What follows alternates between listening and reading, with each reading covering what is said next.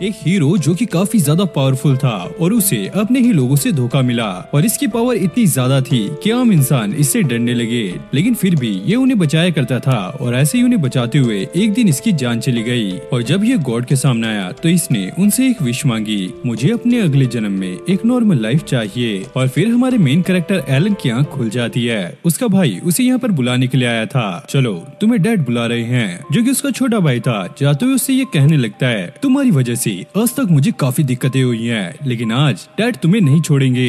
अब एलन अपने फादर के सामने आ गया था। वो उससे कहते हैं, तुम्हें ड्यूकल हाउस में रहते हुए लगभग 15 साल से ज्यादा हो चुके हैं, लेकिन तुम्हारा पावर लेवल वो तो बस अभी तक एक ही है और तुम्हारी पावर स्टेटस भी वो भी बिल्कुल नॉर्मल है। और सबसे बुरी बात, तुम्हारे पास किसी भी तरीके की पावर नहीं है, जबकि गॉड ने इस दुनिया में सभी को पावर्स दी हैं, लेकिन पता नहीं क्यों तुम्हारे पास पावर नहीं है और तुम जैसा बेवकूफ इस बात को अच्छे से समझ सकता है। एलन कहता है, मैं इस बात को अच्छे से समझ सकता हूँ। उसके डैड कहते हैं, तुम्हारी वजह से हमारी फैमिली की काफी ज्यादा बेइज्जती हो रही है, क्योंकि तुम हमारी फैमिली में सबसे बड़े बेटे हो और तुम्हारे पास किसी भी तरीके की पावर नहीं है, इसलिए मैं तुम्हें अपनी फैमिली से बाहर निकाल रहा हूँ। एलन बाहर खड़ा हुआ ये सोच रहा होता है, मैंने कभी नहीं सोचा था कि मैं एक ड्यूक के घर में जन्म लूंगा।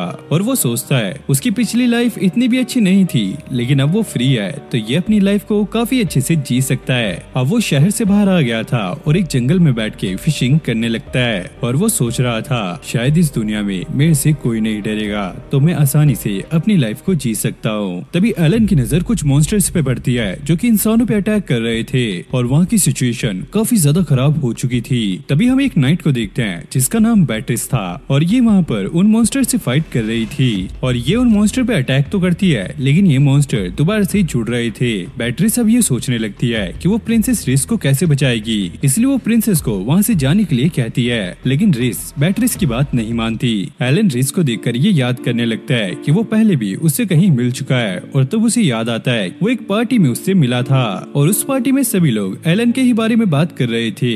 वो लड़का एक फेलियर है और उसी की वजह से वेस्टफेल्ड फैमिली का नाम खराब हो रहा है और रिस भी वहीं पर थी जो कि सबको शांत रहने के लिए कहती है। एलन फेलियर नहीं है, वो काफी ज्यादा अच्छा है। इधर एलन डिसाइड करता है क्या वो प्रिंसेस रिस को बचा कर रहेगा और इधर एक मॉन्स्टर ने बैट्रिस पे अटैक कर दिया था जिससे वो घायल हो गई थी।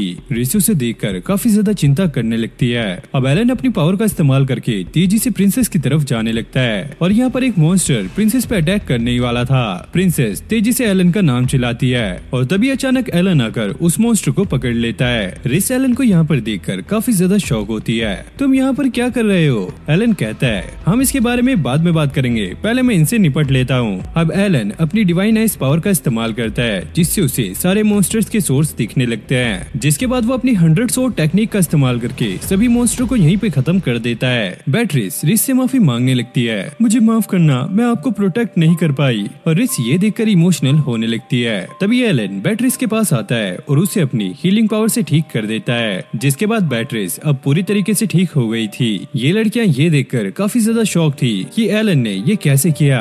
एलन सोचता है, मैं इन्हें अपनी पास्ट लाइफ के बारे में नहीं बता सकता कि वहाँ पर मैं एक हीरो था और मेरे पास वहाँ पे जो जो पावर्स थी वो पावर्स मेरे पास इस लाइफ में भी हैं। बैट्रिस कहती है, शायद गॉड ने इसे हीलिंग मैजिक की पावर दी होगी जिसके बारे में किसी को भी नहीं पता होगा। एलन उसकी बात करते हुए रिस से पूछता है, तुम यहाँ पर क्या कर रही हो? तुम तो एक प्रिंसेस हो, तुम्हें तो कासिल में होना चाहिए। रिस बताती है, कुछ टाइम पहले उसे एक इन्फॉर्मेशन मिली थी कि कंट्री को बचाने के लिए उसकी जरूरत है, इसलिए वो बैट्रिस के साथ कोलम विलेज जा रही थी क्योंकि ये इन्फॉर्मेशन उसे वहीं से मिली थी। और फिर वो एलन से पूछती है, तुम यहाँ पर क्या कर रहे हो? एलन कहता है, क्यों ना हमें कैरेज में बैठ के बात करनी चाहिए। रिस कहती है, वो पूरी तरीके से टूट चुका है, लेकिन एलन अपने मैजिक से उसे पूरी तरीके से ठीक कर देता है। ये देखकर वो लड़कियाँ काफी ज्यादा शॉक थी, जिसके बाद ये लोग कैरेज में बैठ के उस विलेज की तरफ जाने लगते हैं। रिस एलन से ये पूछ रही थी, तुम्हें वेस्ट लेफ्ट फैमिली से क्यों निकाला गया? एलन कहता है, क्योंकि मेरे डैड को ऐसा लगता है कि मेरे पास कोई भी पावर नहीं है और मेरी वजह से हमारी पूरी फैमिली का नाम खराब हो रहा था। एलन रिस से कहता है, अगर किंगडम में सभी को ये पता लग गया कि मेरे पास ये पावर्स हैं, तो वो लोग मेरे पीछे पड़ जाएंगे। बैट्रिस कहती है, हाँ तुमने सही कहा, इसलिए हम तुम्हें तुम्हारे घर तक छोड़ कर आएंगे। रिस इस पे मना करती है, मैं कंट्री के लिए अपने फ्रेंड को खतरे में नहीं डाल सकती, मैं इसकी मदद करूंगी ताकि एक अच्छी लाइफ जी सके। रिस की बात सुनकर एलन काफी ज्यादा खुश होता है। फिर अगले सीन में ये लोग कोलम विलेज में पहुंच गए थे और ये लोग यहाँ पर आके काफी ज्यादा शॉक थे क्योंकि इस विलेज में कोई भी इंसान नहीं था। रिस रिस को ऐसा लगता है कि यहाँ पे किसी मॉन्स्टर ने हमला किया होगा। एलन कहता है ऐसा बिल्कुल नहीं है, क्योंकि अगर ऐसा होता तो मुझे उनकी प्रेजेंस महसूस हो जाती। बेट्रिस कहती है ये काफी ज्यादा अजीब नहीं है, जब से तुम हमारे साथ हो किसी भी मॉन्स्टर ने हम पे अटैक नहीं किया। रिस उसे ये कहने लगती है ऐसा भी तो हो सकता है कि सारे मॉन्स्टर्स को हंटर्स ने मार दिया हो, या फिर ऐसा हो सकता है कि वो विलेज में आने से डरते हो। फिर उन्हें एक जगह पर काफी सारे लोग दिखते हैं, उन्हें ऐसा लगता है कि ये लोग यहाँ पर किसी काम से आए होंगे। तभी हम देखते हैं कि एक आदमी एक लड़की को अपने घर से बाहर निकाल रहा है और रिस इस लड़की को जानती है, इसका नाम अकीरा है। रिस उससे पूछती है तुम यहाँ पर क्या कर रही हो, लेकिन अकीरा को रिस के बारे में कुछ भी याद नहीं था और वो रिस से कहती है अरे तुम कौन हो और तुम्हें मेरा नाम कैसे पता।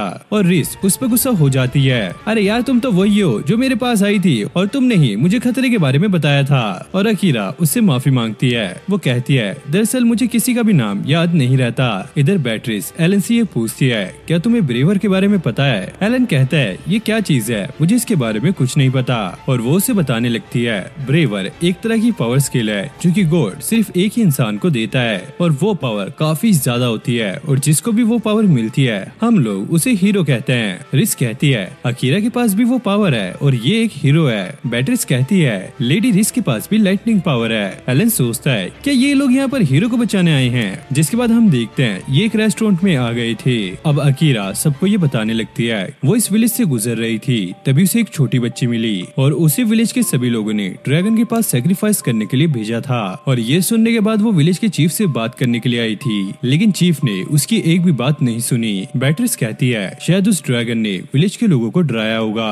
एलन कहता है नहीं, बात कुछ और है, क्योंकि उस ड्रैगन के लिए ऐसा करना काफी ज्यादा आसान होता। मुझे तो ऐसा लग रहा है कि इस पूरे विलेज को सेक्रीफाइस करने के लिए कहा होगा। बेट्रिस कहती है शायद यही रीजन हो सकता है कि हमें रास्ते में कोई भी मॉन्स्टर नहीं दिखे, वो सारे मॉन्स्टर ड्रैगन से डर के छुप गए होंगे। अब ये लोग पूछते हैं वो छोटी बच्ची कहाँ पर है। अकीरा कहती है मैं उसे एक केव में छोड़कर आई हूँ, अगर मैं उसे अपने साथ लाती तो हो सकता था मैं मुसीबत में पड़ जाती, लेकिन अब मैं खुद जा रही हूँ उस ड्रैगन को खत्म करने के लिए। एलन अकीरा से ये पूछता है विलेज के लोगों ने तुम उस ड्रैगन को मारने के लिए नहीं कहा, तो तुम ऐसा करने क्यों जा रही हो। अकीरा कहती है क्योंकि उस बच्ची ने मुझसे रिक्वेस्ट की थी और मुझे उसकी जान बचानी पड़ेगी। अब ये दोनों लड़कियां भी अकीरा के साथ जाने की बात करती हैं और वो एलन को थैंक्स कहती हैं क्योंकि उसने ही इनकी जान बचाई थी। एलन कहता है क्यों ना मैं भी तुम्हारे साथ चलूं। रिस कहती है तुम्हारे मिशन का क्या हुआ, तुमने तो एक न्यू जर्नी स्टार्ट करनी थी। एलन कहता है वैसे तो तुमने सही कहा, लेकिन मैं अपने दोस्तों को ऐसे मुसीबत में छोड़कर नहीं जा सकता, तो मैं भी तुम्हारे साथ चलूंगा। जिसके बाद ये सभी लोग जंगल में आ गए थे। अब अकीरा सबको अपना प्लान बताने लगती है, मैं आगे से ड्रैगन के सामने जाऊंगी और तुम लोग साइड से उस पे अटैक कर देना।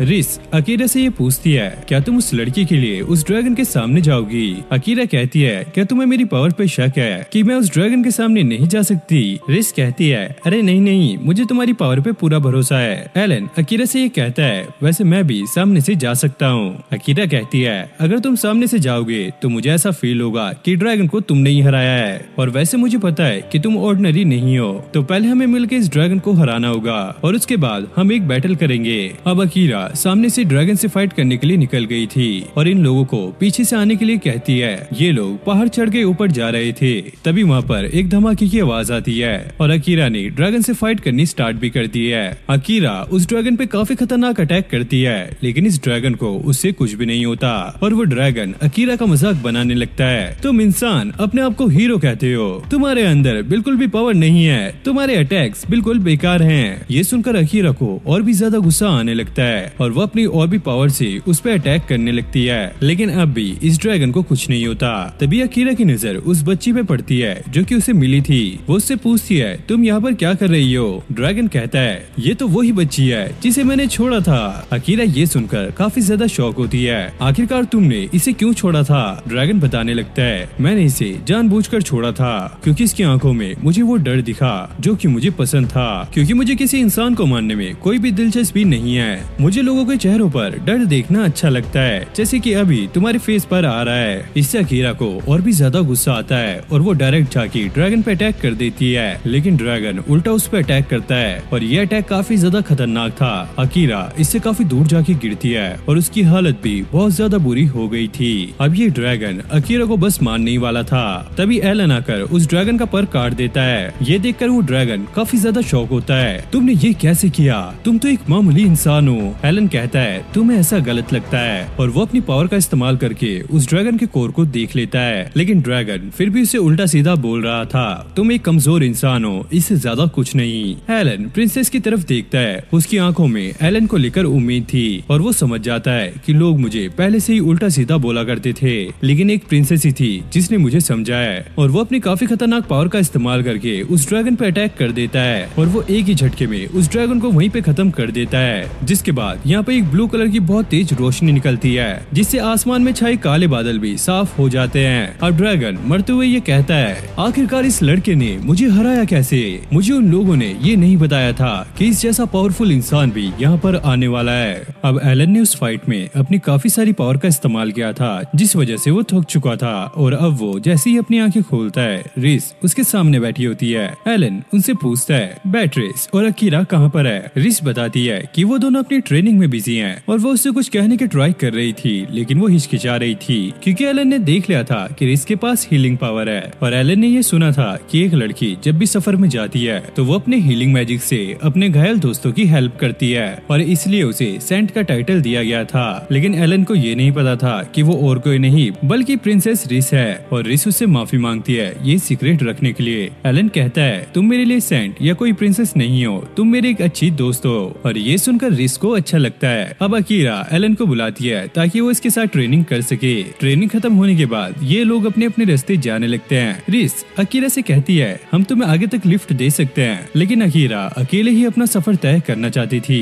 और इस छोटी बच्ची को भी अकीरा से अटैचमेंट हो गई थी और अकीरा ने भी ये डिसाइड कर लिया था कि अब वो इस बच्ची का ध्यान रखेगी। लेकिन एक बात उसे अभी तक परेशान कर रही थी कि एक हीरो होकर भी वो एक ड्रैगन को नहीं हरा पाई, इसलिए वो एक हीरो कहलाने के लायक नहीं है और उसे ऐसा लगता है उसके पास जो डिवाइन स्वॉर्ड है वो एलन को दे देनी चाहिए। लेकिन एलन उसे लेने से मना करता है, जरा उस छोटी बच्ची को देखो, उसके लिए तुम ही उसकी हीरो और तुम्हें उसका ध्यान रखना चाहिए। ये सुनकर अकीरा की आंख भर आती है। जैसे वो कुछ कहने वाली थी वो लोग यहाँ से जा चुके थे। फिर हम एलन के डैड को देखते हैं, उनका प्लान पूरी तरीके से फेल हो चुका है। उनका प्लान था रेड ड्रैगन का इस्तेमाल करके प्रिंसेस रिस और हीरो को मारने का और ये बात सुनकर ब्रैड को भी काफी ज्यादा गुस्सा आने लगता है क्योंकि उसने रिस को मारने के लिए पहले काफी सारे मॉन्स्टर भेजे थे और अब ये रेड ड्रैगन भी इस प्लान में फेल हो चुका है। क्रोइक उससे कहता है, अभी हमें शांत रहना चाहिए क्योंकि हमें नेक्स्ट प्लान के लिए कुछ मटेरियल चाहिए होगा। ब्रैड कहता है, ऐसे तो प्रिंसेस और अकीरा दोनों ही हमारे हाथों से निकल जाएंगे।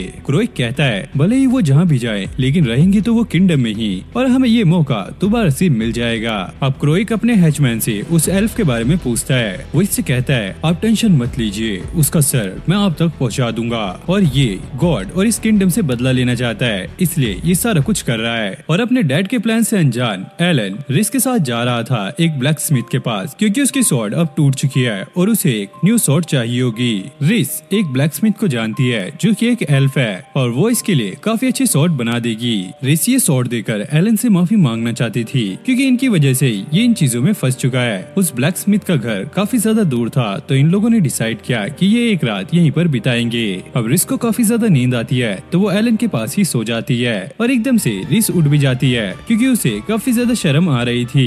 बैट्रिस उसे ये कहती है, एक टाइम पे एलन तुम्हारा फियांसे था तो इसमें शर्माना क्या है? एलन भी कहता है, हाँ तुम आराम से सो सकती हो, लेकिन रिस को ऐसा नहीं करना था क्योंकि उसे काफी ज्यादा शर्म आ रही थी। जिसके थोड़ी देर बाद बैट्रिस और रिस दोनों ही सो जाते हैं। अब एलन ये याद करने लगता है जब वो पहली बार रिस से रॉयल बैंकेट में मिला था और रिस भी उससे जान पहचान बढ़ाना चाहती थी। एलन सोचता है ऐसा क्यों है। रिस उसे बताती है कि उन दोनों की एंगेजमेंट पक्की हो चुकी है और अगले दिन ये लोग ग्रेलम सिटी में पहुंच जाते हैं और यहाँ के लोग काफी ज्यादा अच्छे थे। और रिस बताती है कि उस ब्लैक स्मिथ का घर यहाँ से थोड़ी दूर है, लेकिन बैट्रिस को ये घर काफी ज्यादा अजीब लग रहा था क्योंकि अंदर से किसी भी हथौड़ी की आवाज नहीं आ रही थी। एलन कहता है, तुम लोग पीछे रुको, मैं जाके चेक करता हूँ। और वो देखता है यहाँ का दरवाजा खुला हुआ है तो ये तीनों अंदर चले जाते हैं। अब एलन उस एल्फ की बनाई हुई चीजों को देख रहा होता है, तभी उसे रिस की घबराई हुई आवाज सुनाई देती है। जब वो उसके पास जाता है तो देखता है वो एल्फ बेहोश पड़ी हुई है। बैट्रिस उसे उठाकर कहती है, चिंता मत करो, ये अभी जिंदा है और ये बस थोड़ी सी बेहोश हुई है और ये इसके लिए नॉर्मल है क्योंकि जब भी ये काम करती है तो 3-4 दिन तक ना तो ये कुछ खाती है ना ही सोती है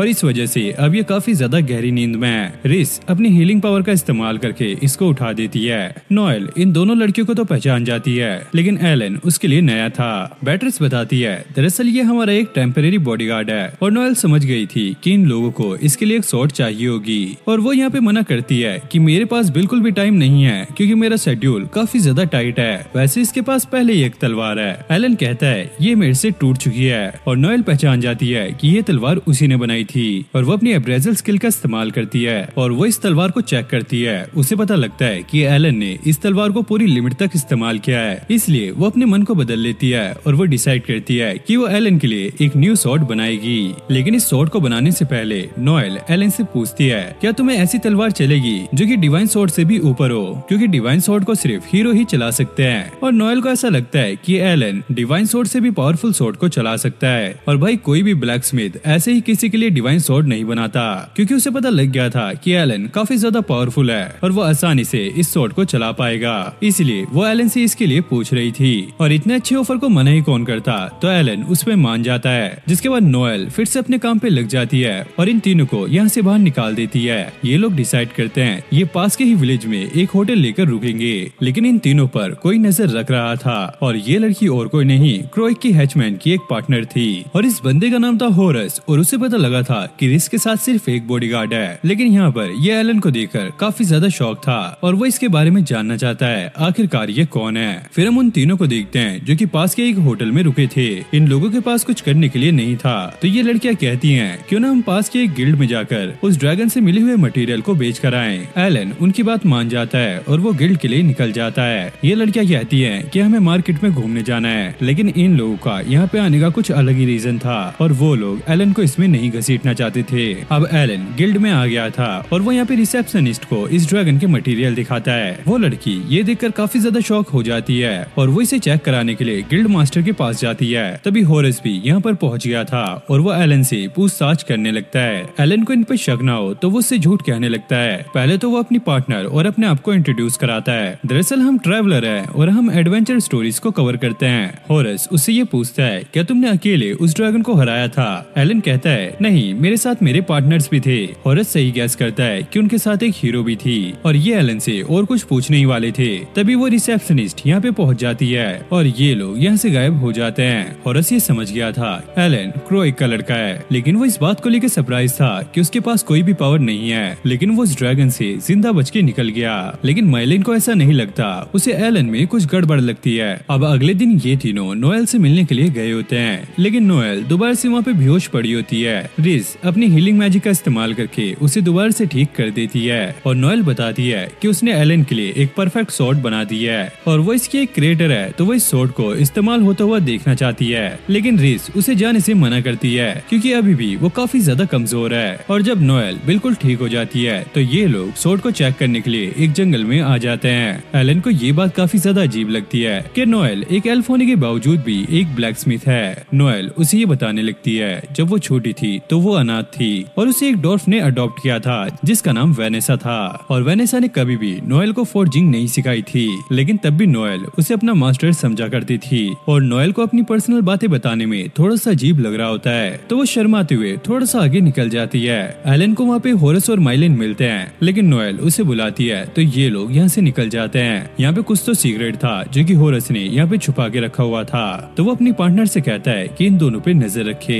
अब एलन अपनी नई स्वॉर्ड का इस्तेमाल करता है कई सारे मॉन्स्टर्स को मारने के लिए। फिर नोएल उस स्वॉर्ड को लेकर उसे एनालाइज करने लगती है और वो ये देखकर काफी ज्यादा शॉक थी कि एलन ने इस स्वॉर्ड को इतने अच्छे से इस्तेमाल किया है कि ना तो इस स्वॉर्ड पे कोई स्क्रैच आया है और ना ही इसके ब्लेड डल पड़े हैं। लेकिन नोएल को एलन की और भी स्किल्स देखनी थी, तो वो जंगल में और आगे जाते हैं ताकि वो और भी बड़े मॉन्स्टर को हंट कर सके। और यहाँ पर काफी ज्यादा कोहरा होता है। एलन अपनी स्किल का इस्तेमाल करता है इस कोहरे को हटाने के लिए, लेकिन यहाँ पर एक काफी बड़ा वुल्फ मॉन्स्टर बैठा होता है। नोएल ये देखकर काफी ज्यादा डर जाती है और वो एलन से कहती है तुम कुछ भी करो लेकिन इस मॉन्स्टर को मार डालो। फिर हमें पास्ट का सीन दिखाया जाता है जहाँ पर नोएल अपनी मास्टर को रुकने के लिए कहती है, लेकिन उसकी मास्टर अपने काम में ही बिजी थी और वो लगातार तलवार बना रही थी और बिना कुछ खाए पिए ये इस काम को कर रही थी और फाइनली इसने एक स्वॉर्ड को बना लिया था। फिर हमें प्रेजेंट का सीन दिखाया जाता है। एलन नोएल से कहता है मुझे पता है तुम चाहती हो मैं इसे मार दूं, लेकिन ये अभी सो रहा है और हम पे हमला भी नहीं कर रहा है, तो ऐसे हमें किसी पे हमला नहीं करना चाहिए। और नोएल उससे कहती है मुझे इससे अपना रिवेंज लेना है क्योंकि इसने मेरे मास्टर को मारा था। और एलन कहता है मैं तुम्हारे दुख को समझ सकता हूँ, लेकिन मुझे नहीं लगता कि तुम्हारी तलवार इस को मार पाएगी। अब अगले सीन में हम एलन को देखते हैं जो कि प्रिंसेस से पूछ रहा था आखिरकार आप लोग यहाँ पर क्यों आए थे। रिस उसे ये बताने लगती है दरअसल हमारे किंगडम में एक रॉयल फैमिली का बंदा था जिसका कुछ टाइम पहले एक रहस्यमयी तरीके से मौत हो गई, बस उसका सर बचा था और हमें ऐसा लगता है कि शायद इसके पीछे एक डीमन हो सकता है, लेकिन एलन को ऐसा नहीं लगता। फिर हम होरस की पार्टनर को देखते हैं जो कि उसी वुल्फ के सामने खड़ी होती है। वो सोच रही थी आखिरकार ये एलन कितना ज्यादा पावरफुल है। अब ये लड़की होरस को आगे सारी इन्फॉर्मेशन देने लगती है और इसकी बातों से हमें ऐसा लगता है कि ये हमारे मेन कैरेक्टर को मारना नहीं चाहती। होरस कहता है तुम टेंशन मत लो, तुम्हें उसे मारना नहीं पड़ेगा, और ये अपने मैजिक का इस्तेमाल करके इसको हिप्नोटाइज कर लेता है और इसे ऑर्डर देता है कि ये जाकर उसे मार दे। फिर हम नोएल को देखते हैं जो कि अब भी उस तलवार पे काम कर रही थी क्योंकि एलन ने उसे बता दिया था कि इसकी स्वॉर्ड में क्या क्या कमी है और वो चाहती है कि इस बार वो इस स्वॉर्ड को एक लेजेंडरी तरीके से बनाए ताकि इसमें कोई भी कमी ना रहे। और साथ ही साथ उसे अपना पास्ट भी याद आने लगता है जब उसकी मास्टर अपनी बनाई हुई तलवार से उसी वुल्फ से लड़ने के लिए जा रही थी। नोएल उन्हें रुकाने की काफी ज्यादा कोशिश करती है लेकिन वो उसकी बात नहीं सुनती और वो अपनी स्वॉर्ड से इस वुल्फ पे अटैक कर रही थी, लेकिन इस वुल्फ का बैरियर इतना ज्यादा पावरफुल था कि इसके मास्टर की स्वॉर्ड भी यहाँ पे टूट जाती है, जिसके बाद वो वुल्फ इसकी मास्टर को इसके सामने ही कच्चा चबा जाता है और ये देखकर नोएल अपने होश खो बैठती है। अब वो वुल्फ उस पर अटैक करने ही वाला था तभी बीच में हीरो आकर उसे बचा लेता है, जिसके बाद वो हीरो इस वुल्फ से फाइट करने लगती है और वो अपनी तलवार से इस वुल्फ को चोट पहुंचाने में भी कामयाब रहती है और वो ऐसे ही इससे फाइट करती है जिसके थोड़ी देर बाद वो इसे हरा भी देती है। अब वो नोएल से आगे पूछती है हे बच्चे क्या तुम ठीक हो, लेकिन नोएल बस एक ही बात कह रही थी आखिरकार कैसे मेरी मास्टर की स्वॉर्ड जिस पे उन्होंने बहुत ज्यादा काम किया था वो उस वुल्फ के सामने नहीं टिक पाई, लेकिन तुम्हारी स्वॉर्ड ने उसे हरा दिया, ये कैसे हुआ। हीरो से पूछती है क्या तुम ठीक हो, लेकिन नोएल उसे कोई भी जवाब नहीं देती। वो अपने आप में ही बात कर रही थी मैं एक ऐसी स्वॉर्ड बनाऊंगी जो कि बहुत ज्यादा पावरफुल होगी और कभी भी नहीं टूटेगी। फिर प्रेजेंट में हम नोएल को देखते हैं जिसने उस लेजेंडरी स्वॉर्ड को बना लिया था और अब वो स्वॉर्ड को लेकर जंगल की तरफ जा रही होती है और वो अपने मन में कहती है मुझे माफ करना इस स्वॉर्ड को ले जाने के लिए, और वो उस वुल्फ की तरफ बढ़ने लगती है। अब ये सीधा जाकर उस वुल्फ पे अटैक कर देती है, लेकिन ये वुल्फ यहाँ पर उड़ गया था और वो इसे दूर फेंक कर मारता है। इस तलवार को तो यहाँ पर कुछ नहीं होता, लेकिन ये लड़की थोड़ी सी घायल हो जाती है। अब ये वुल्फ उसकी तरफ बढ़ रहा था और हम देखते हैं कि उसके साथ एक बंदा भी है और ये और कोई नहीं बल्कि होरस था। वो नोएल से कहता है मुझे पता है कि तुम काफी ज्यादा पावरफुल हो, लेकिन मैं चाहता हूँ कि तुम हमारी टीम को ज्वाइन कर लो, और हाँ अगर तुम ऐसा नहीं करोगी तो ये वुल्फ तुम्हें खत्म कर देगा। नोएल ये सुनकर उससे कहती है तुम अपना मुंह बंद रखो, मैं तुम्हारी टीम में नहीं आने वाली, मुझे पता है तुम मेरी पावर का गलत इस्तेमाल करोगे, और हाँ मैं अपनी मास्टर का बदला लेकर रहूंगी। होरस ये सुनकर कहता है तुमने गलत टाइम पे काफी गलत फैसला लिया है और अब तुम्हें मरना पड़ेगा, और वो अपने वुल्फ से इस पे अटैक कराने ही वाला था। तभी एलन वहाँ पर पहुँच जाता है और इस वुल्फ के सामने आकर खड़ा हो जाता है। होरस उसे देखकर कहता है ओ तो तुम भी यहाँ पर पहुँच गए, चलो ये भी अच्छा है क्योंकि तुम्हारी मौत भी यहीं लिखी है। पहले तो मुझे लग रहा था कि तुम कोई और हो, लेकिन मैं समझ गया कि तुम वही लड़के हो, और हाँ तुम मुझे देखने में काफी ज्यादा पावरफुल लग रहे हो। एलन उससे ये कहता है चलो ये तुम्हें पता लग गया है कि मैं पावरफुल हूँ, तो अब तुम भी यहाँ पर मरने वाले हो। होरस उससे कहता है तुमने यहाँ पर आकर काफी बड़ी गलती कर दी है क्योंकि तुम्हें याद होगा कि मेरी एक साथी भी थी और प्रिंसेस और उसकी नाइट अभी अकेली है, तो मेरी साथी उन्हें मारने के लिए चली गई है। एलन कहता है हाँ मुझे पता था कि तुम लोग ऐसा जरूर करोगे, तो मैंने पहले ही वहाँ पे जाल बिछा दिया है और अभी तक तो वो वहाँ पर फंस भी गई होगी और मेरे साथी उसे मार डालेंगे। इधर हम बैटरीज को देखते हैं जो कि उसी लड़की से फाइट कर रही थी। ये लड़की बैटरीज पे काफी ज्यादा भारी पड़ती है और उसे दूर फेंक कर मारती है। अब मौका देखकर ये प्रिंसेस को पकड़ लेती है और उसे मारने वाली होती है। प्रिंसेस कहती है मैं तुम्हारी आंखों में देख सकती हूँ, तुम हमें मारना नहीं चाहती। तभी बैटरीज पीछे से आकर अपनी स्वॉर्ड से उस पर अटैक करती है और ये लड़की यहीं पर बेहोश हो जाती है। इस तरफ एलन उस वुल्फ से फाइट करने के लिए तैयार था। होरस उससे ये कहता है तुम्हें क्या लगता है तुम इस बेकार सी तलवार से मेरे वुल्फ को हरा पाओगे, और वो अपने वुल्फ से एलन पे अटैक करवा देता है। एलन उस स्वॉर्ड का इस्तेमाल करते हुए एक ही झटके में उस वुल्फ का सर उसके धड़ से अलग कर देता है क्योंकि ये स्वॉर्ड काफी ज्यादा पावरफुल थी और ये एक लेजेंडरी स्वॉर्ड है जिसे नोएल ने काफी मेहनत से बनाया था। और होरस ये देखकर यहाँ से दुम दबा के भाग जाता है। अब एलन ने नोएल को यहाँ पे बचा लिया था और वो उसे लेकर वापस जा रहा होता है। रास्ते में चलते चलते उसे प्रिंसेस मिलती है। प्रिंसेस एलन से पूछती है क्या तुम लोग ठीक हो। एलन कहता है हाँ मैं ठीक हूँ और मैंने इसे बचा लिया। फिर अगले सीन में हम होरस की पार्टनर को देखते हैं। इन लोगों ने इसे यहाँ पे बांध के रखा होता है। रिस उसे ये पूछती है मुझे पता है कि तुम्हें किसी ने हिप्नोटाइज किया हुआ था और तुम अपनी मर्जी से हमें नहीं मारना मारना चाहती थी। तो बताओ इसके पीछे कौन है, कौन हमें मरवाना चाहता है। बैट्रिस ये कहती है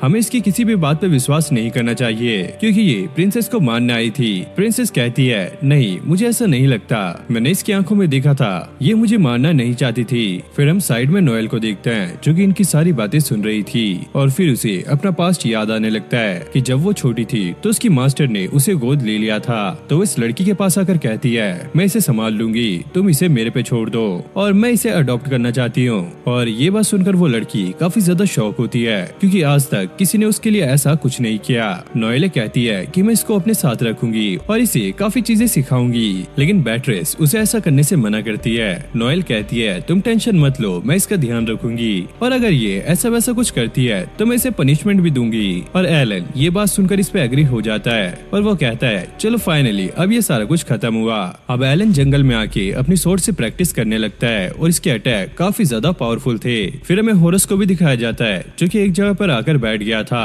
और वो सोचता है मैंने वहाँ से भागकर काफी अच्छा काम किया, अगर मैं वहाँ पर कुछ देर और रुकता तो शायद मैं मारा जाता। और तभी उसे महसूस होता है कि उस पे किसी ने अटैक किया है तो वो उससे बचने के लिए नीचे कूद जाता है। ये देखकर वो काफी ज्यादा शॉक था कि आखिरकार उस पे किसने अटैक किया और ये अटैक इतनी दूर तक पहुंचा कैसे।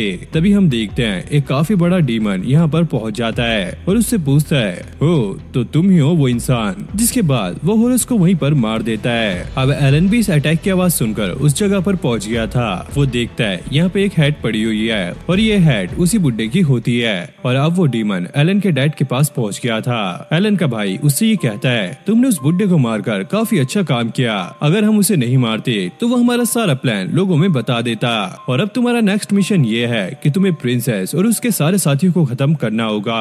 फिर हमें प्रिंसेस रिस का एक पास्ट दिखाया जाता है। जब वो छोटी थी तो अपने अंकल के साथ कहीं पर जा रही थी, तभी अचानक उनके कैरेज पर कुछ मॉन्स्टर्स अटैक कर देते हैं और अंकल एल्फ्रिक उसे बचाने के लिए बाहर मॉन्स्टर से फाइट करने के लिए निकल जाते हैं। रिस ये सारा कुछ देख रही थी, तभी एक मॉन्स्टर उसके कैरेज पे अटैक कर देता है। तभी उसे बचाने के लिए उसके अंकल वहाँ पर आ जाते हैं। वो मॉन्स्टर पे अटैक तो करते हैं लेकिन उस मॉन्स्टर को ज्यादा कुछ नहीं होता और वो मॉन्स्टर उसके अंकल पे जवाबी हमला करता है जिससे उसके अंकल काफी बुरी तरीके से घायल हो जाते हैं और मॉन्स्टर को मारने के चक्कर में अंकल नदी के अंदर गिर जाते हैं और इस तरह रिस ने अपने अंकल को खोया था।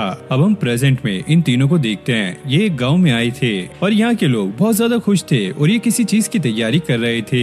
एलन एक बंदे से पूछता है आखिरकार आज क्या है। वो बंदा कहता है हम अपने पूर्वजों की आत्मा को बुलाने की तैयारी कर रहे हैं। एलन कहता है आखिरकार ऐसा कौन करता है। बैट्रिस को ये चीज थोड़ी सी अजीब लगती है तो वो इसके लिए अलर्ट हो जाती है। ये लोग उसे बताने लगते हैं अरे यार ये बिल्कुल भी अजीब नहीं है, ये तो हमारे एक तरह का फेस्टिवल है और इस फेस्टिवल में हम तो बस भूतिया कपड़े पहनते हैं और आग के सामने नाचते हैं, आप लोग इसे एक हैलोवीन फेस्टिवल मान सकते हो। रिस इन लोगों से पूछती है क्या आपने यहाँ पर किसी सिल्वर आर्मर वाले बंदे को देखा है, क्योंकि इसने अफवाह सुनी थी कि उस बंदे को यहाँ पे देखा गया है, लेकिन बदकिस्मती से गाँव वाले ने इसके बारे में कुछ भी नहीं सुना था और रिस को ऐसा लगता है कि शायद ये एक अफवाह थी। तभी हम एक बंदे को देखते हैं जिसकी बॉडी मूवमेंट थोड़ी सी अजीब सी थी। एलन ये चीज नोटिस करता है और उसे ऐसा लगता है जरूर यहाँ पे कुछ गड़बड़ है, क्योंकि वो आने से पहले नोएल के पास गए थे और उसे उन्होंने सारा मैटर समझाया कि वो जनरल सीरियल के मर्डरर को ढूंढ रहे हैं, लेकिन अभी हमारे पास कोई क्लू नहीं है। बैट्रिस कहती है अगर हमें छोटी सी भी चीज मिल जाए तो हम उससे उसका पता लगा सकते हैं। तभी नोएल को ये याद आता है कि उसके एक रेगुलर कस्टमर ने उसे ये बताया था पास के ही एक गाँव में गोस्ट है जो की सिल्वर आर्मर पहन के रखता है और उसके ऊपर खून के काफी ज्यादा धब्बे हैं और शायद उस गोस्ट को रॉयल फैमिली से कुछ दुश्मनी है और ज्यादातर वो रात में सिर्फ कब्रिस्तान में ही दिखता है। तभी अचानक माइलन कुछ गिरा देती है और बैट्रिस उसकी आवाज सुनकर काफी ज्यादा डर जाती है। इससे हमें ये तो क्लियर हो गया था कि बैट्रिस को भूतों से काफी ज्यादा डर लगता है, लेकिन रिस ये क्लियर करती है कि वो गाँव में जाकर इस चीज का पता करेगी। एलन को ऐसा लगता है कि इसके पीछे शायद एक डीमन हो सकता है क्योंकि वो ही मुर्दों को जिंदा कर सकता है, लेकिन माइलिन और रिस बैट्रिस को भूतों की बातें बता के डराने लगती है और इसीलिए ये इन्वेस्टिगेट करने के लिए इस विलेज में आए होते हैं। अब ये लोग कब्रिस्तान में जा रहे थे और बैट्रिस भी फुल फाइट के मोड में थी और वो अजीब सा बंदा इनका पीछा कर रहा होता है और वो बंदा इन सभी को इस विलेज के हेड के घर के पास ले जाता है और इस घर की कंडीशन देखकर ऐसा लग रहा था कि ये एक हॉन्टेड हाउस है। एलन उससे पूछता है तुम कब्रिस्तान में क्या कर रहे थे। वो बंदा कहता है मैं तो बस यहाँ से गुजर रहा था, मेरी नजर तुम पे पड़ी इसलिए मैं तुम्हारी मदद करने के लिए आ गया। जिसके बाद हम देखते हैं ये लोग अब घर में आ गए थे। अब विलेज हेड उन्हें बताता है मैंने भूत वाली कोई भी अफवाह नहीं सुनी है। रिस ये सुनकर काफी ज्यादा उदास हो जाती है। वो कहता है हमारे विलेज में अब फेस्टिवल का टाइम चल रहा है तो तुम्हें एक रात यहाँ पे रुक के जाना चाहिए। इस पर ये लोग भी मान जाते हैं। अब रिस जब सो रही होती है तो उससे दोबारा से वही सपने आने लगते हैं जहाँ पर वो अंकल एल्फ्रेड के साथ थी और ये उनके काफी ज्यादा करीब थी और वो अपने अंकल को अपने डैड जैसा समझती थी। एल्फ्रेड उसे ये बताने के लिए आया था कि वो कुछ टाइम के लिए बाहर जा रहा है और उसे अपने लोगों पे भरोसा रखना चाहिए। जितना वो उन पे भरोसा करेगी उतना ही वो उनसे कनेक्टेड रहेगी। तभी अचानक रिस की आंखें खुल जाती हैं और वो खिड़की के पास जाने लगती है और तभी उसे नीचे वही सिल्वर आर्मर वाला बंदा दिखता है। वो बंदा बिल्कुल एल्फ्रेड जैसा लग रहा होता है तो रिस उसका पीछा करने लगती है और वो अब कब्रिस्तान में भी पहुंच गई थी। लेकिन तभी अचानक यहाँ पे सारे मुर्दे खड़े होने लगते हैं और अब वो लिस पे अटैक कर रहे थे। लेकिन तभी एलन आकर उसे नींद से उठा देता है क्योंकि वो नींद में काफी ज्यादा चिल्ला रही थी। अब अगली सुबह ये फेस्टिवल स्टार्ट हो जाता है और गाँव के सभी लोग गोस्ट वाली कॉस्ट्यूम पहन के तैयार हो गए थे। एलन उन्हें देखकर कहता है, बैट्रिस तुम तो एक नाइट हो, तुम्हें ये परंपरा रुका देनी चाहिए। वो कहती है, इससे किसी को भी हार्म नहीं हो रहा है तो हम ऐसा नहीं कर सकते।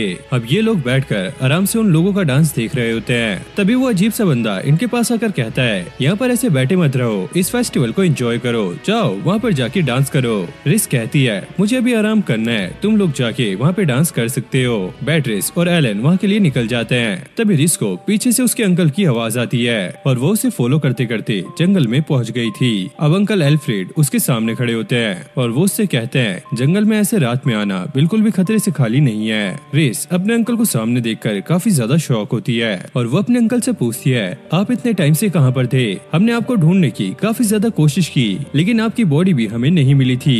एल्फ्रेड उसे ये बताने लगता है, मुझे रॉयल फैमिली से बदला लेना था इसलिए मैं अपने आप को छुपा कर रख रहा था। और वो आगे कहता है, तुम्हारा बड़ा भाई और तुम्हारे फादर तुम्हें मारना चाहते हैं। रिस के फादर उन सभी को टारगेट कर रहे थे जिनके पास इनबोर्न गिफ्ट्स हो, यानी कि स्पेशल पावर जो कि उन्हें जन्म के टाइम मिली थी, क्योंकि उनको ऐसा लगता है कि जिनके पास इनबोर्न पावर्स है वो पूरे किंगडम को खत्म कर सकते हैं। इसलिए रिस के फादर भी उसे मरवाना चाहते हैं क्योंकि उन्हें ऐसा लगता है कि इसके पास इनबोर्न गिफ्ट है। एल्फ्रेड कहता है कि मैं तुम्हें बचाना चाहता हूँ, तुम मेरी साइड आ जाओ। रिस कहती है, अगर मैं अपने फादर से बात करूंगी तो हो सकता है इसका कोई सोल्यूशन निकल जाए। और वो कहती है, एल्फ्रेड ने मुझसे कहा था मुझे अपने लोगों पे भरोसा करना चाहिए। ये सुनकर एल्फ्रेड उस पर अटैक कर देता है लेकिन तभी एलन आकर उसे बचा लेता है। एल्फ्रेड उसे देखकर कहता है, ये तो वही नल्ला बंदा है जो कि तुम्हारा एक्स फियोंसे था। एलन यहाँ पे कुछ नहीं सुनता और वो अपनी पावर का इस्तेमाल करके इसे उस चुंगल से आजाद करा देता है जो बंदा इसे कंट्रोल कर रहा था। रिस को समझ नहीं आता कि एलन ने यहाँ पर क्या किया। एल्फ्रेड ये बताने लगता है वो पहले ही मारा हुआ है और वो बताता है,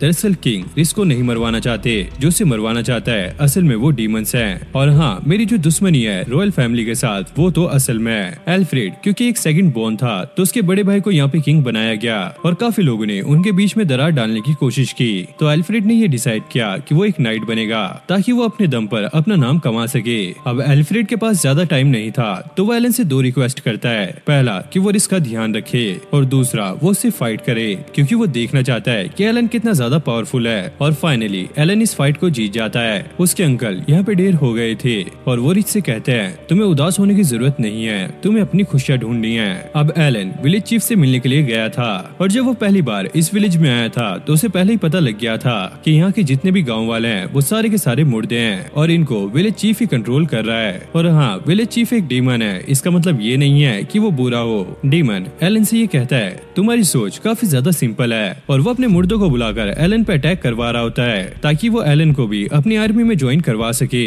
लेकिन एलन सभी मुर्दों को उसके जाल से छुड़वा देता है और साथ में उस डीमन को भी यहाँ पे मार देता है, जिसके बाद उसमें से उसे एक स्टोन मिलता है। अब वो डीमन एलन के डैड को आगे बताने लगता है कि वो इस बार भी इस प्लान में फेल हो चुके हैं। लेकिन उसके डैड कहते हैं कि हमारे प्लान में कोई भी बदलाव नहीं आने वाला क्योंकि आर्क बिशप का सर अब हमारे हाथों में है। अब ये लोग फिर से नोएल के विलेज में जाने लगते हैं। एलन उस पत्थर को चेक कर रहा था और उसे पता लगता है इसके अंदर से जो एनर्जी आ रही है वो ब्रैड की है, यानी कि इसके भाई की। और हमें पता लगता है कि अंकल की बॉडी का सर ही उनकी असली बॉडी का हिस्सा था और जिस जनरल का मर्डर हुआ था उसकी सिर्फ बॉडी मिली थी और सर गायब था। अब एलन को इसमें कुछ कनेक्शन लगने लगता है। तभी प्रिंसेस रिस को एक मैसेज मिलता है, जनरल सीरिल अब वापस आ चुके हैं, लेकिन जो मर चुका है वो वापस कैसे आया। फिर हम एलन के पास्ट को देखते हैं। एलन का छोटा भाई था ब्रैड, जो कि हमेशा उससे चिढ़ता था। वो छोटी छोटी बातों पे उससे गुस्सा हो जाया करता था। उसे ऐसा लगता था कि उसका बड़ा भाई एलन उसे हमेशा नीचा दिखाता है, जैसे कि बाकी के लोग उसके साथ करते हैं, क्योंकि वो किसी भी काम में अच्छा नहीं था और उसे एक फेलियर के नाम से जाना जाता था। और एक दिन जब ब्रैड अपने फादर क्रोइक से मिलने के लिए जाता है, वो वो उससे कहते हैं तुम चिंता मत करो, मैं सारे गॉड्स और इस किंगडम से बदला लेकर रहूंगा। ब्रैड को तब से ये लगने लगा कि वही सिर्फ एक अकेला है जो कि यहाँ पे राज कर सकता है और वो अपने फादर के प्लान में उनकी मदद करने लगा। फिर हमें प्रेजेंट का सीन दिखाया जाता है जहाँ पे ये खबर पूरे किंगडम में फैल गई थी कि जनरल सिरिल अब वापस आ चुके हैं और लोग यही बात कर रहे थे अगर वो मारे जा चुके हैं तो वो वापस कैसे आए। अब ये बात कैप्टन एडवर्ड तक भी पहुँच गई थी। उनका असिस्टेंट उससे ये पूछता है आपको क्या लगता है जनरल सिरिल क्या सच में वापस आ गए हैं या फिर उनके भेष में कोई बहरूपिया है। एडवर्ड कहता है हमें इसके बारे में ज्यादा सोचने की जरूरत नहीं है, हम लोग प्रीमियम नाइट्स हैं और हमारा सिर्फ एक ही काम है उन लोगों को रोकना जो कि इस किंगडम के लिए बुरा चाहते हैं और अगर सच में जनरल सिरिल यहाँ पे होते तो वो भी ऐसा ही करते। तो हमें उनकी बातों को याद करके उनके नक्शे कदम पर चलना चाहिए। अब ये लोग चलते हुए एक सुनसान सी गली में आ गए थे और यहाँ पर एक अजीब सा बंदा होता है। क्लार्क को ऐसा लगता है कि ये उन पे हमला करेगा लेकिन एडवर्ड उसे रुका लेता है क्योंकि ये एक आर्च बिशप है। वो बुढ़ा एडवर्ड से कहता है मुझे तुम्हारे साथ अकेले में बात करनी है क्योंकि ये बंदा काफी ज्यादा अथॉरिटी वाला था। तो एडवर्ड उसकी बात मान जाता है लेकिन क्लार्क को ये बिल्कुल भी ठीक नहीं लग रहा था। एडवर्ड उससे कहता है हमें अपने मिशन पे ध्यान देना चाहिए और हाँ वैसे मैं कहीं घूमने नहीं जा रहा हूँ। अब आर्च बिशप उसे एक खंडर सी हवेली में ले आया था। एडवर्ड उससे ये पूछता है तुम मुझे यहाँ पर क्यों लेकर आए हो, लेकिन आर्च बिशप उसे ये कहता हुआ यहाँ से निकल जाता है कि मेरा काम बस इतना ही था। तभी अचानक क्रोइक उस पे हमला कर देता है लेकिन एडवर्ड भी काफी ज्यादा तेज था तो वो आसानी से उसके हमलों को रोक लेता है और एडवर्ड क्रोइक को पहले से जानता था और ये लास्ट टाइम तब मिले थे जब क्रोइक की बीवी का फ्यूनरल था। एडवर्ड क्रोइक से ये पूछता है तुम्हारा यहाँ आने का मकसद क्या है। क्रोइक कहता है आर्च बिशप पहले ही मेरे चुंगल में है और इतना कहते ही वो उस पर अटैक कर देता है। अब एडवर्ड ये समझ जाता है कि सच में क्रोइक ने कुछ किया होगा। क्रोइक अपनी बीवी की मौत याद करने लगता है और वो कहता है उसे इस दुनिया की जरूरत नहीं है। अब ब्रैड को भी वो टाइम याद आने लगता है जब उसने अपनी माँ को मरा हुआ देखा था। क्योंकि वो काफी ज्यादा छोटा था तो उसको समझ नहीं आया था कि उसकी माँ सो क्यों रही है। एलन ने उसे बताया था कि उसकी माँ अब मर चुकी है क्योंकि ब्रैड एक फेलियर था और अब उसने अपनी माँ को भी खो दिया था। तो वो अपने भाई से पूछता है ये फेलियर क्या होता है। एलन उसे इस बात पे ना ध्यान देने के लिए कहता है क्योंकि लोग ऐसे ही फालतू के कमेंट करते रहते हैं लेकिन ब्रैड एलन की बात पे ध्यान नहीं देता क्योंकि उसके फादर भी उसे एक फेलियर मानते थे।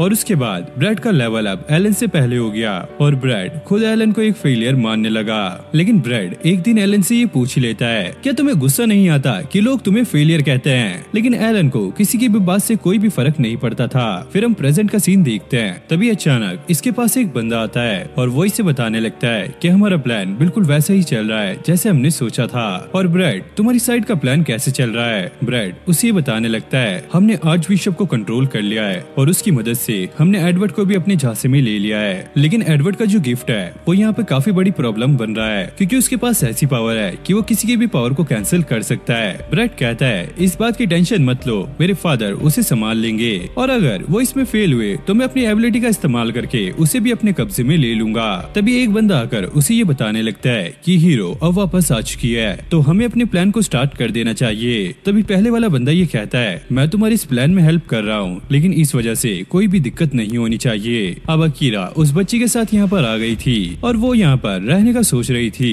लेकिन उसे सेंस होता है कि कोई उन पे नजर रख रहा है तो वो उस बच्ची को लेकर एक सुनसान इलाके में आ जाती है। अब अकीरा उन लोगों को बाहर बुलाती है क्योंकि उसे पता था ये लोग उसका पीछा कर रहे हैं और ये लोग यहाँ पे अकीरा को मारने के लिए आए थे। क्योंकि अकीरा एक हीरो है तो ये चारों मिलकर भी उसे नहीं मार पाएंगे तो वो इसलिए एक स्पेल का इस्तेमाल करने लगता है जिससे इस बच्ची को प्रॉब्लम होने लगती है। अब डीमंस अकीरा से ये कहने लगते हैं तुम इस लड़की को जिस गाँव से लेकर आई हो वहाँ पर सभी लोगों की बॉडी पर एक मैजिक मार्क है और ये मैजिक मार्क उनकी लाइफ को इस्तेमाल करके उन्हें एक बॉम्ब बना देता है और जैसे ही आग इस लड़की को छुएगी वो फट जाएगी। लेकिन अकीरा डिसाइड करती है कि वो इस लड़की को नहीं छोड़ेगी और डीमंस उन पे अटैक कर देते हैं। तभी यहाँ पे सीन कट होता है और हम क्लार्क को देखते हैं। तभी उसके सामने भी एक मिस्टीरियस सा बंदा आ जाता है और क्लार्क अपने सोल्जर्स को उस पे अटैक करने से रुकाता है क्योंकि उसे पहले ही सेंस हो गया था कि ये सामने वाला बंदा काफी ज्यादा ताकतवर है। वो बंदा क्लार्क से ये कहता है मैं तुम्हें यहाँ पे हार्म पहुँचाने नहीं आया हूँ, मैं बस तुम्हें यहाँ पे दुनिया की रियलिटी बताने के लिए आया हूँ।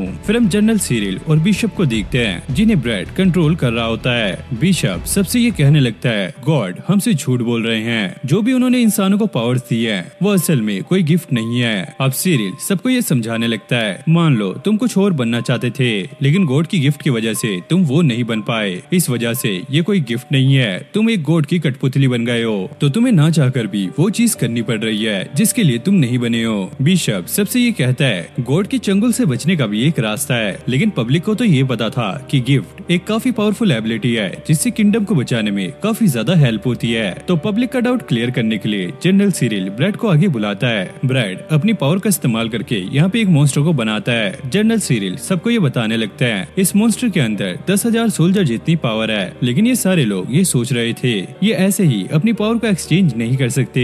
ब्रैड कहता है नहीं, तुम लोग कर सकते हो अगर तुम मेरी स्पेशल एबिलिटी मैरियोनेट का इस्तेमाल करो, और इसकी जो एबिलिटी है वो दूसरों की एबिलिटी को बाहर निकाल सकती है, और ये एबिलिटीज उनके गिफ्ट से काफी ज्यादा डिफरेंट होंगी। ये बात सभी लोगों को ठीक लगती है, लेकिन अगर ब्रैड मर जाएगा तो उसके जाने के बाद क्या होगा? ब्रैड कहता है कुछ भी नहीं होगा क्योंकि हमारी साइड डीमंस हैं, और लोग ये देखकर काफी ज्यादा शॉक हो जाते हैं। ब्रैड अब सबको शांत कराता है और इनसे कहता है तुम्हें चिंता करने की जरूरत नहीं है, डीमन अब हमारे साथ हैं और इन्होंने ही हमें इन एबिलिटीज के बारे में बताया है। और ब्रैड सबसे ये कहता है अब आप लोग डीमन के साथ काम करो और अपनी जिंदगी के साथ क्या करना है ये आप खुद डिसाइड करो, और हाँ इन गिफ्ट से आजाद हो जाओ। इधर क्रोइक एडवर्ड पे भारी पड़ रहा था। एडवर्ड ये समझ जाता है ये अपनी गिफ्ट की पावर को इस्तेमाल नहीं कर रहा है बल्कि ये अपनी लेवल की पावर को इस्तेमाल कर रहा है, इसलिए क्रोइक एडवर्ड को समझाने लगता है गिफ्ट से पावरफुल होता है लेवल, अगर उनका लेवल बढ़ेगा तो उनकी आत्मा भी काफी ज्यादा स्ट्रॉन्ग बनेगी जिससे वो सुप्रीम एग्जिस्टेंस बन सकते हैं यानी कि गॉड। फिर हम क्लार्क को देखते हैं, ये बंदा उसे वही बातें बता रहा होता है जो ब्रैड ने वहाँ पे लोगों को बताई थी, लेकिन क्लार्क ये कहता है हम एक नाइट है और हमारा काम है इस किंगडम को बचाना। जिसके बाद ये बंदा एक एक करके सभी लोगों को मारने लगता है, और जब ये डीमन उसे मारने ही वाला था तभी वहाँ पर बैटरिस पहुँच जाती है। अब यहाँ पे क्रोइक ने एडवर्ड को बिल्कुल हरा ही दिया था और वो उसे मारने वाला था, तभी अकीरा आकर उसे बचा लेती है। और जब डीमंस ने अकीरा पे फायर से अटैक किया था तो इसके आसपास एक शील्ड बन गई थी जो कि अकीरा ने इसकी स्वॉर्ड में डाली थी ताकि वो किसी भी मुसीबत से बचती रहे। और ब्रैड को ऐसा लग रहा था कि उसका प्लान सही से काम कर रहा है, लेकिन तभी अचानक वहाँ पे एलन पहुँच जाता है। अब एलन अपनी जेब में से एक होलोग्राम डिवाइस निकालता है जिसमें मैट्रेस दिख रही थी, और वो इसे सब पब्लिक को दिखाता है ताकि वो लोग इसकी बातें सुन सके।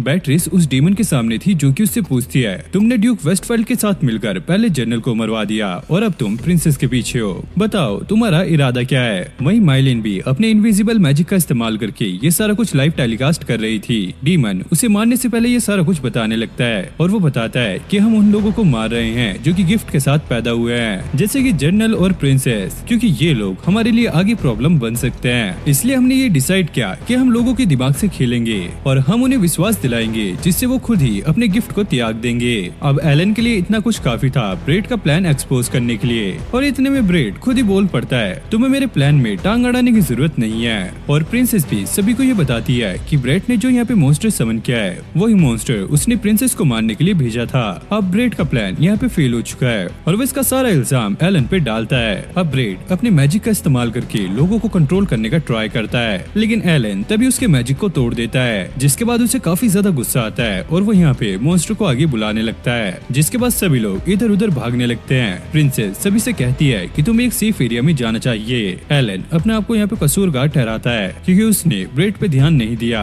लेकिन उसने ब्रेड से ये जरूर कहा था अगर वो कोई गलत रास्ता चुनेगा तो ये उसे जरूर रोकेगा, और अब वो टाइम आ चुका था। अब ब्रेड एलन पे अटैक कर देता है, लेकिन एलन उसकी स्ट्रिंग्स पकड़ के एक ही पंच में उसे सुला देता है। अब ब्रेड को रोकने के बाद यहाँ पे सारी चीजें अंडर कंट्रोल आ चुकी थी।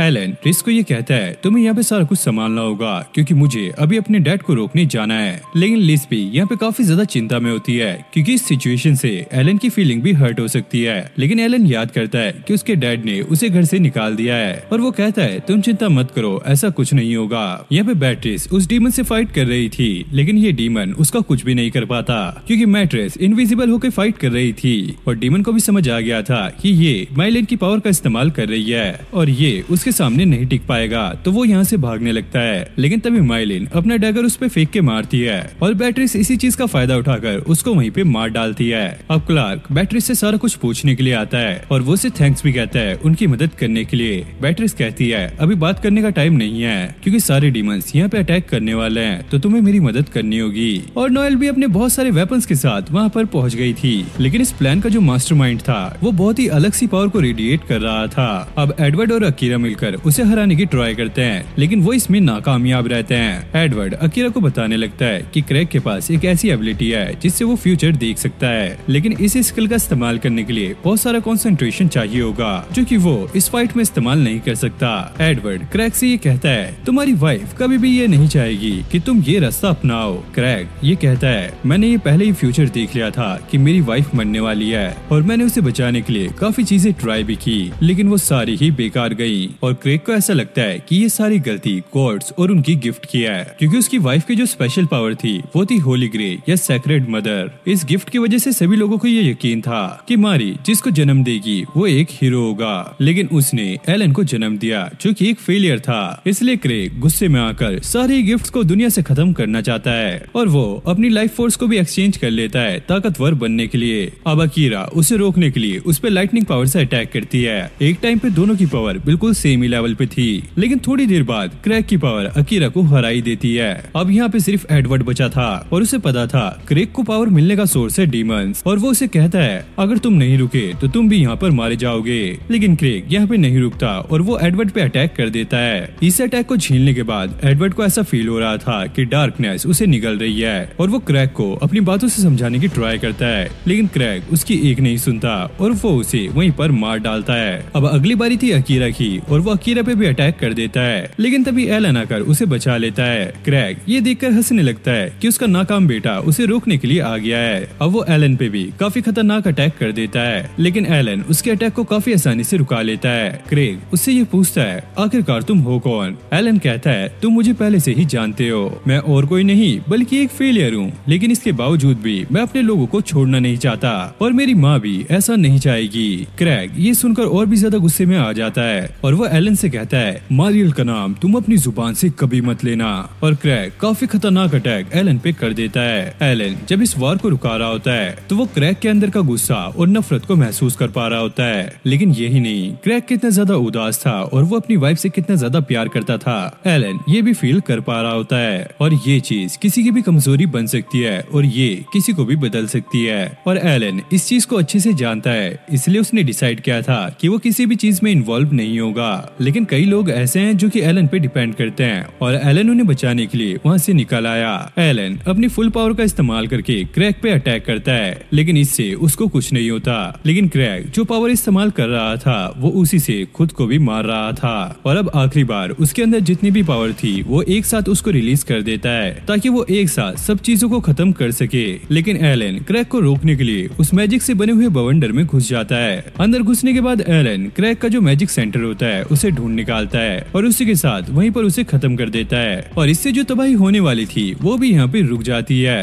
अब क्रेग भी वहाँ पे वापस आ गया था और धीरे धीरे वो राख में मिल रहा था। वो एलन से कहता है उसके नसीब में जो लिखा हुआ था वो उसने करके दिखा दिया, और वो अपनी आखिरी सांसों में भी अपनी वाइफ को ही याद कर रहा था। अब थोड़े टाइम बाद एलन किंग से मिलता है, क्योंकि एलन ने पूरे कैपिटल को बचाया है तो किंग उसे ड्यूक का टाइटल दे देता है, लेकिन एलन इसके लिए मना कर देता है। और किंग को भी पता था कि एलन इस ऑफर को रिजेक्ट कर देगा, क्योंकि उसने रिस से एलन के बारे में काफी चीजें सुनी होती हैं। एलन सोचता है कि वो ग्रेन होल दोबारा से जाएगा, लेकिन उसके साथ चलने के लिए रिस भी वहाँ पर पहुँच जाती है, क्योंकि जब एलन ने ड्यूक बनने के ऑफर को रिजेक्ट किया तो रिस को वो टाइटल लेना पड़ा, और अब वेलफेट फैमिली की जितनी भी टेरिटरी है वो अब रिस मैनेज करेगी। और नोएल पूछती है आखिरकार बैट्रिस का क्या हुआ, और वो कहती है कि बैट्रिस रॉयल फैमिली की बॉडीगार्ड है, और क्योंकि अब वो रॉयल फैमिली में नहीं रही तो बैट्रिस अब उसकी बॉडीगार्ड नहीं है। और हाँ, मुझे उसकी चिंता नहीं है, मुझे पता है कि वो मेरे पास आने के लिए कुछ न कुछ रास्ता निकाल लेगी, और वो वेस्ट वेल टेरिटरी जाने के लिए निकल जाती है।